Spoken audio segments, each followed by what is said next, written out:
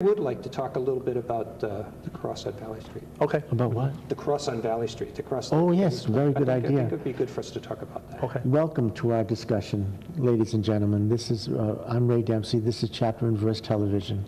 Donnie Anderson and Steve Ahlquist are with us today.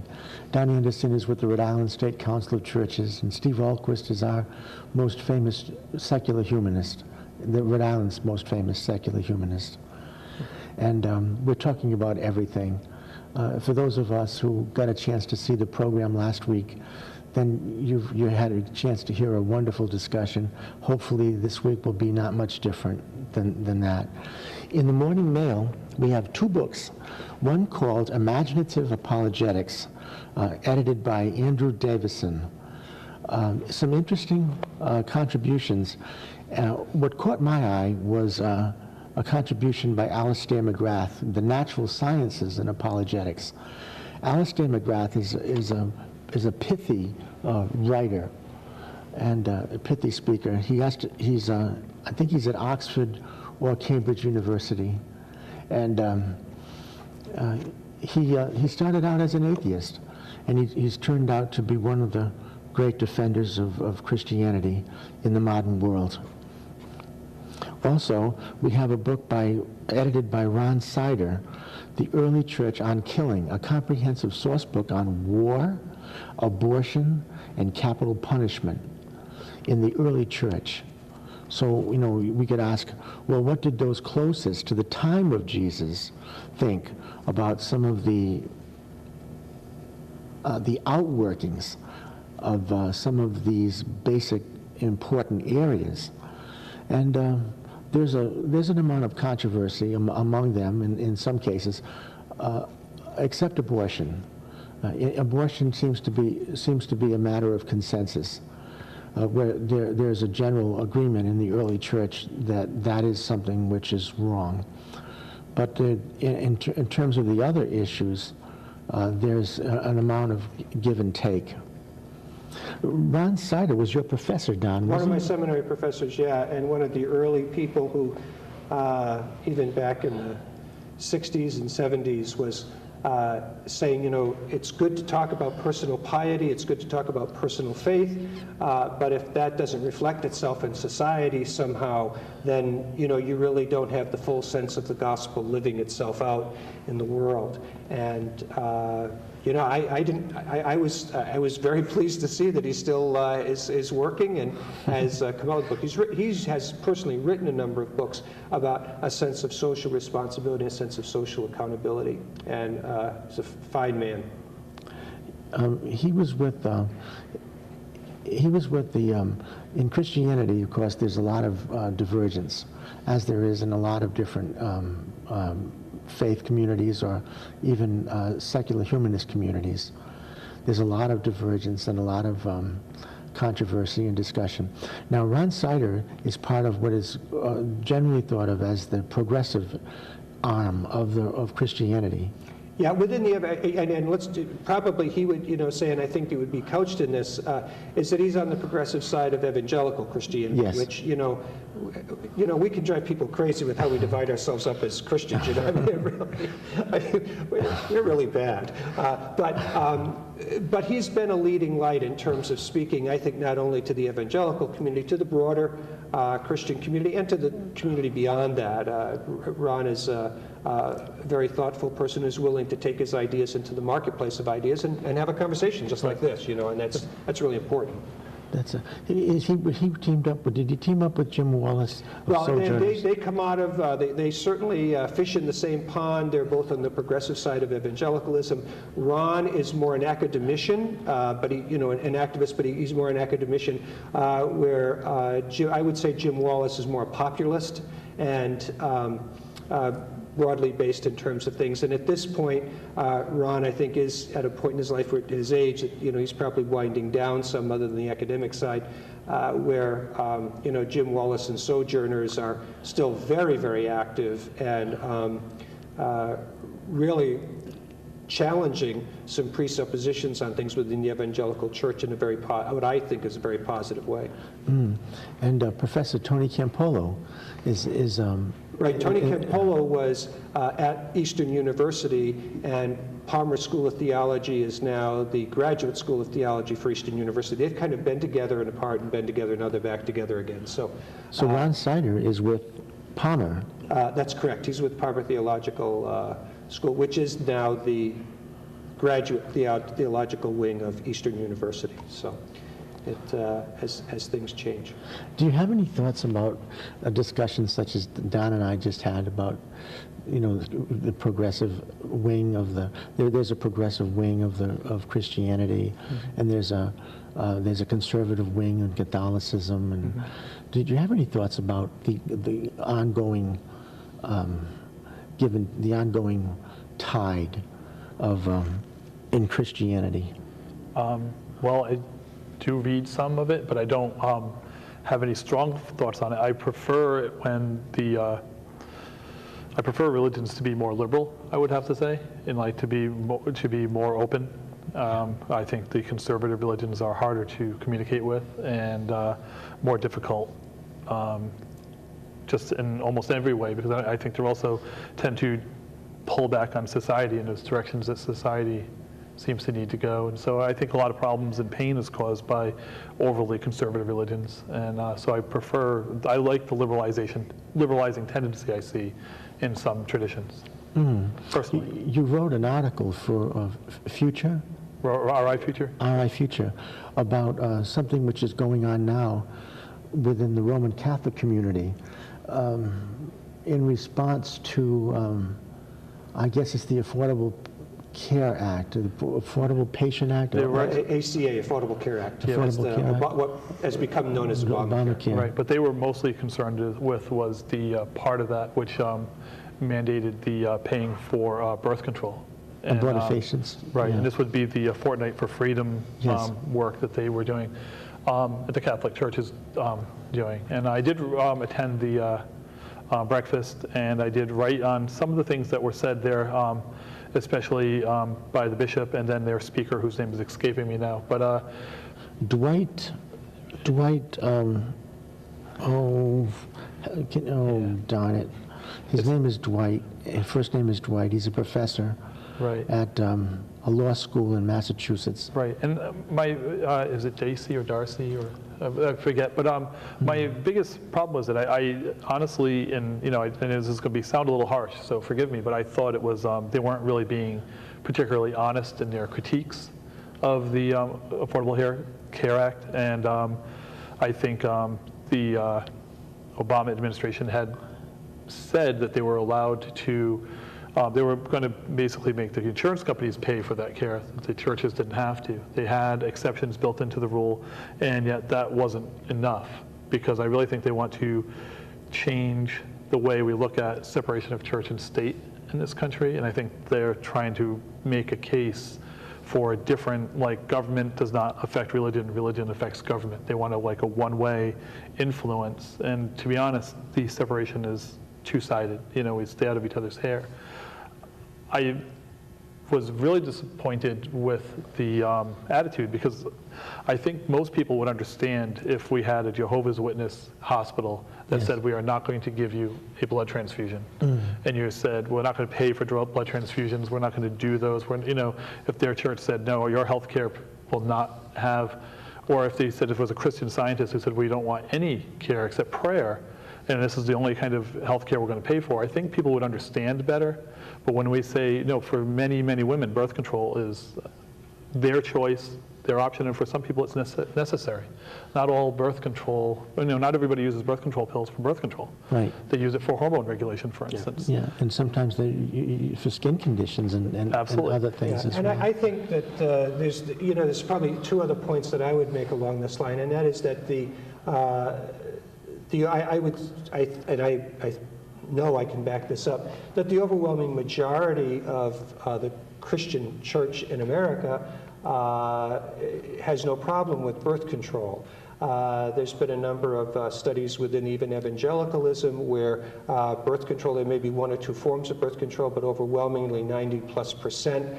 I read an article in the Rhode Island Catholic, you're talking about this, and the person writing it said, well, we know at least 70% of our people who are members of our churches use birth control and have no problem with it. And so I think that's the first thing we need to realize is, I mean, let's at least be honest about this, that the overwhelming majority of people in our population use birth control.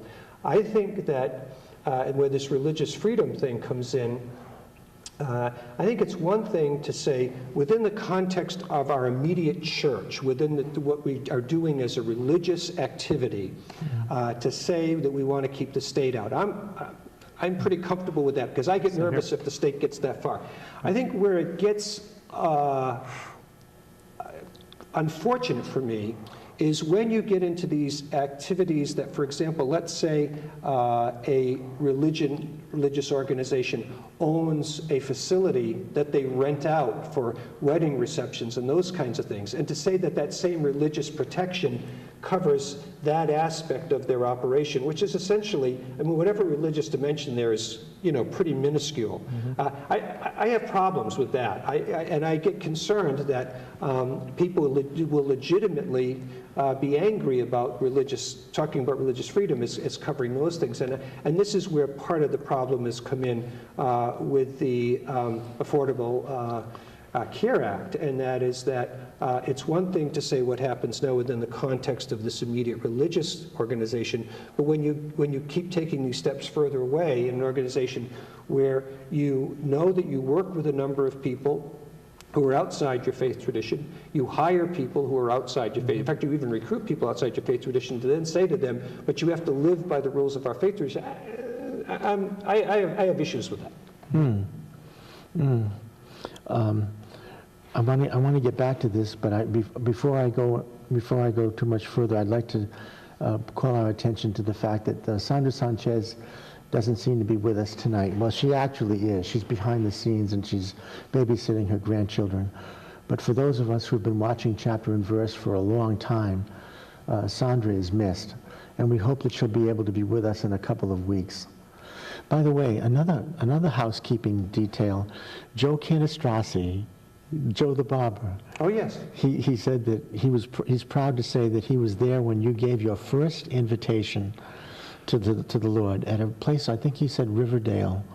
That goes back a long way back. I was in a youth ministry when I was in high school and started preaching when I was 14. 14. And we used to do these youth nights at Riverdale Roller Rink, which is, you're too young to even remember Riverdale. Nope. It's over across from the malls in Warwick on the other side, where the floods were, actually, over in that area. So that was a long time ago. Tell him that even he's an old guy, he's got a good memory. Yes. He said 3 people came to the Lord on your invitation. That may be it. It's so long ago. I remember all those things, but I don't remember details. Well, I'd like to get back to the Fortnight for Freedom and also the cross. We wanted to talk about the cross. I think that the government. This is my own opinion. I think the government may be going too far when it asks the Roman Catholic Church to participate in the provision of abortifacients. I think that is also. I think that it may be going too far when it asks the Roman Catholic adoption agencies to supply children to same-sex couples.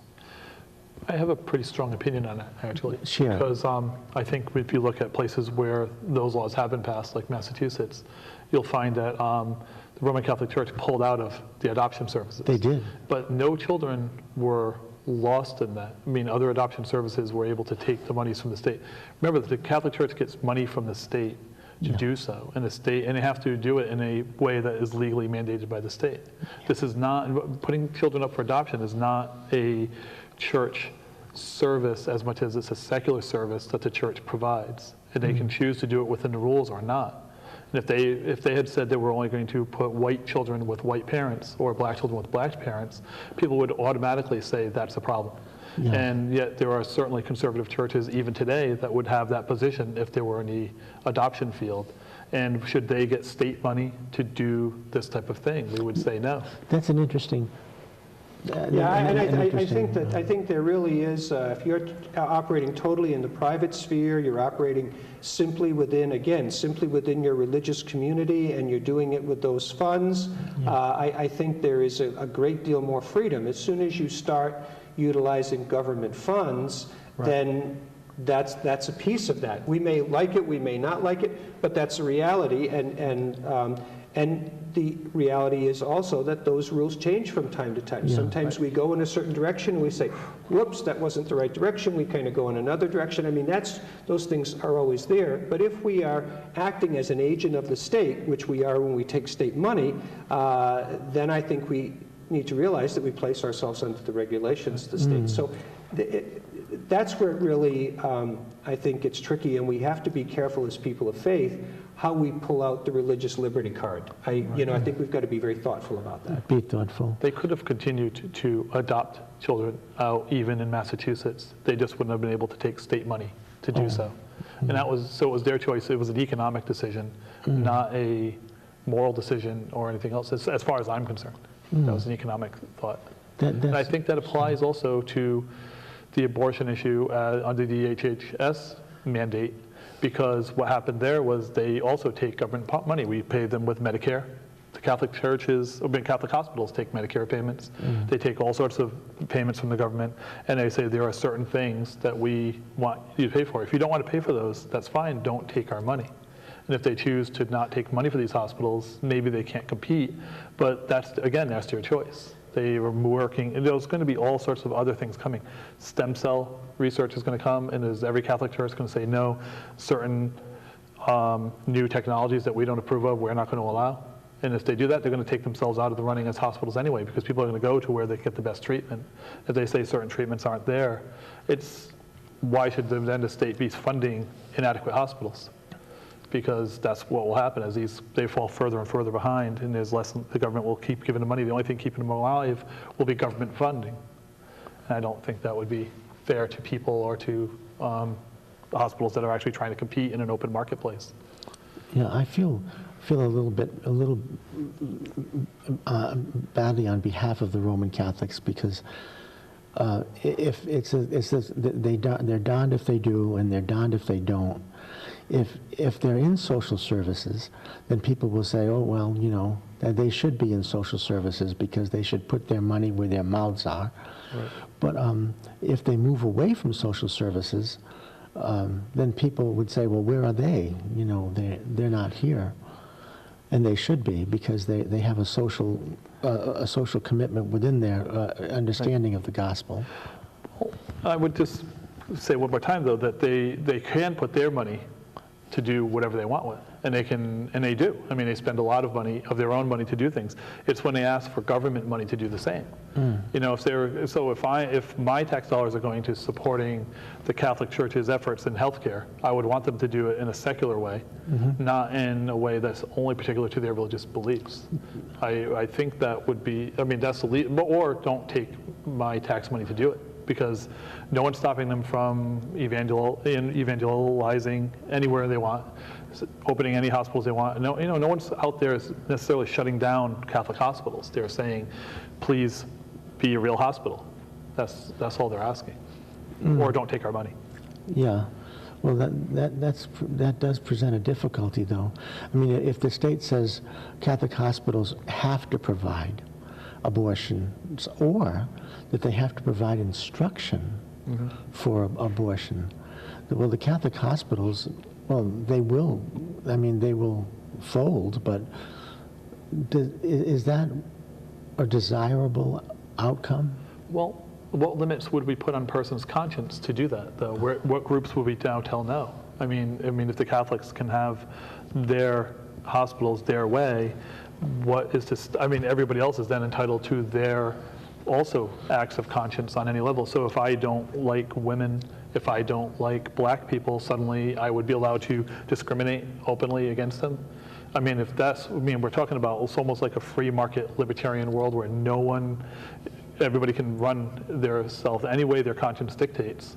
And I could say, well, I don't really believe in dental hygiene, so I would not allow you to have a toothbrush in this hospital. I think that's an interesting argument. Yeah, and I would suggest to you, that because of the strong influence of the Roman Catholic Church in the Northeast, we're profoundly aware of that.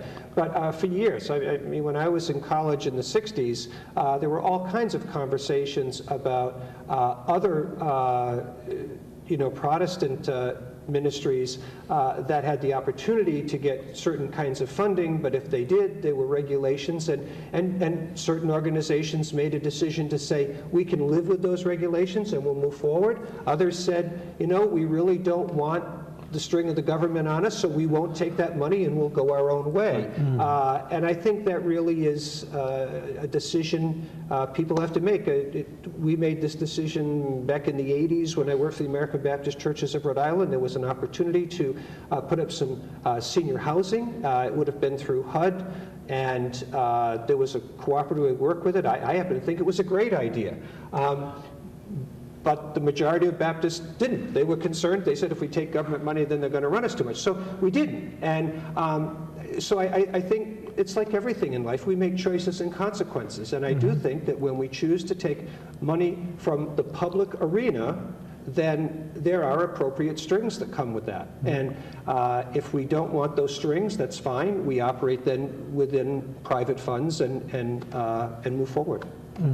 Interesting arguments, I think, tonight. We wanted to talk about the cross. The one on, yes, and you're right, the one in Providence. That's changed. The circumstances have changed recently. They moved it Friday morning. Apparently, according to the paper, Mayor Tavares went and talked to the owner of the car wash, and after that conversation, the owner decided to move it to private property, which is a very good outcome, I think, because when I wrote the letter 2 weeks before that, asking that the mayor take care of that, I thought it was a very minor issue, but it blew up quite spectacularly, and I was surprised by the way it blew up, to be honest. I was surprised by the media attention to it. I had something like 36 calls on my phone. My phone had died. I was helping my son to move to Amherst, Massachusetts at the time, and I was up there looking at apartments with him, and my phone was ringing off the hook, and then the battery died because I never get 36 calls in a day, or a month, never mind in like 2 hours. And it was quite exciting, but at the same time, I wasn't really too keen on going on the media about it, because I really felt the letter we wrote explained our position. We thought that if you allow this on public land, then you have to allow everybody with an opinion access to public land. And in our letter we mentioned we might want to put up a equally big symbol of humanism, whatever that would be, because we didn't really have an idea what that might be. We were just saying this is one of the consequences. We were going to ask for a plot of land, and we're going to put up something ourselves. And I think when people started to think about that issue and realized that we would have all our city spaces just piled high with any kind of message, anybody would have whatever message they want. And it wouldn't necessarily, why would we limit it to just religious or non-religious messages? They could be political, they could be commercial. I mean, really, all I have to do is adopt a spot and I can put up anything I want. There should be no limitations on that kind of free speech if they wanted that. And my thought was that it was opening a can of worms, that you wouldn't want to do that. And in the end, I think that was what happened from my understanding. Again, you have to read between the lines a little bit because no one's talked directly to me about the decision. There is a lot of media on that matter, but also in tonight's news there was a situation, I think it was in Massachusetts, where someone wrote a letter about the flag being flown in a community.